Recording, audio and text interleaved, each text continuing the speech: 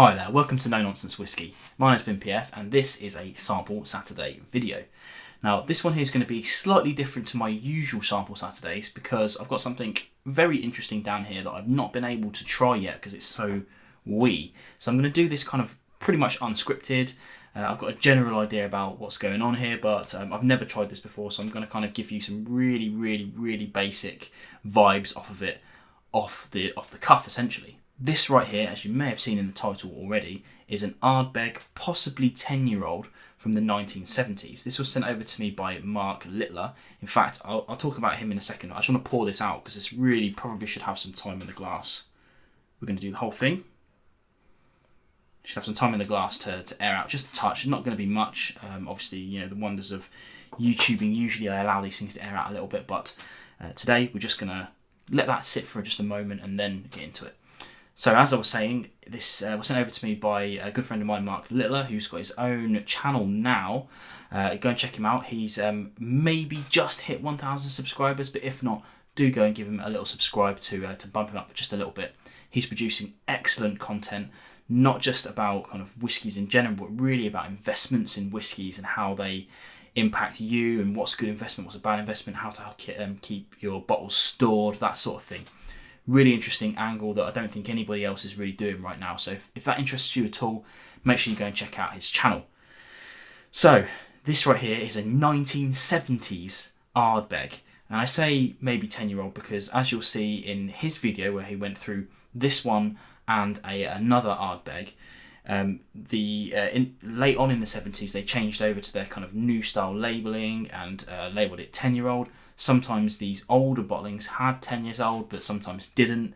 So we're not entirely sure, but back then, you know, single malt whiskey wasn't as prevalent as it was today.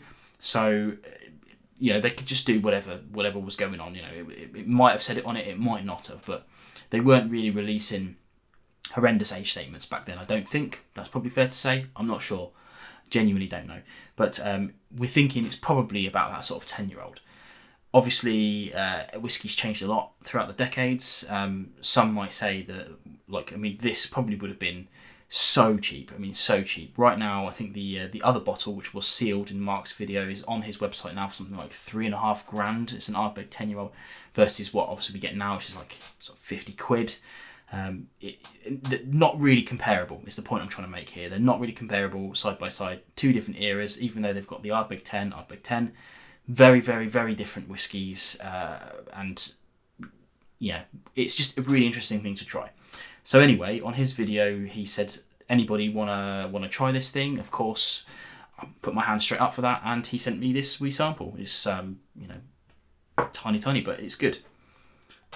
Okay, let's have a look at this thing then. I don't know anything about kind of natural coloured, non-chill filtration, anything like that. I'm going to assume probably natural coloured and probably unchill filtered. I didn't know what the practices were back then. I just got a whiff of that then as I kind of wafted under. Right, let's get into the nose and see what we've got. Oh, wow, okay. So it's without a doubt peated whiskey. That's the first thing, obviously. It's surprisingly ashy, actually, straight off the top of my nose. Very seaweed-like, very saltwater, kind of briny vibe coming from it. It isn't kind of like too medicinally, so like, you know, when you talk about like Lafroig, for instance, you get a kind of I get a kind of lemony, medicinal, TCP kind of vibe from it. This isn't that. This is literally like kind of burnt wood. So nice. Do you know what? I haven't had a bottle of Ardbeg for so long. I really do need to get a new bottle of Ardbeg. Okay, I'm going to try a little sip now.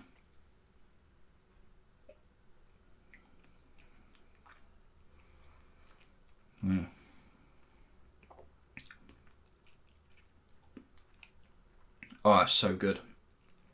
It's a real deep burnt wood vibe. It's not earthy.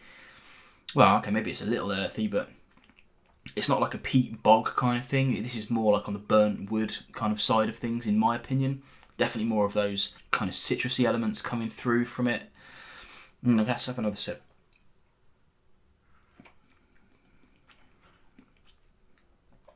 Do you know what I would say?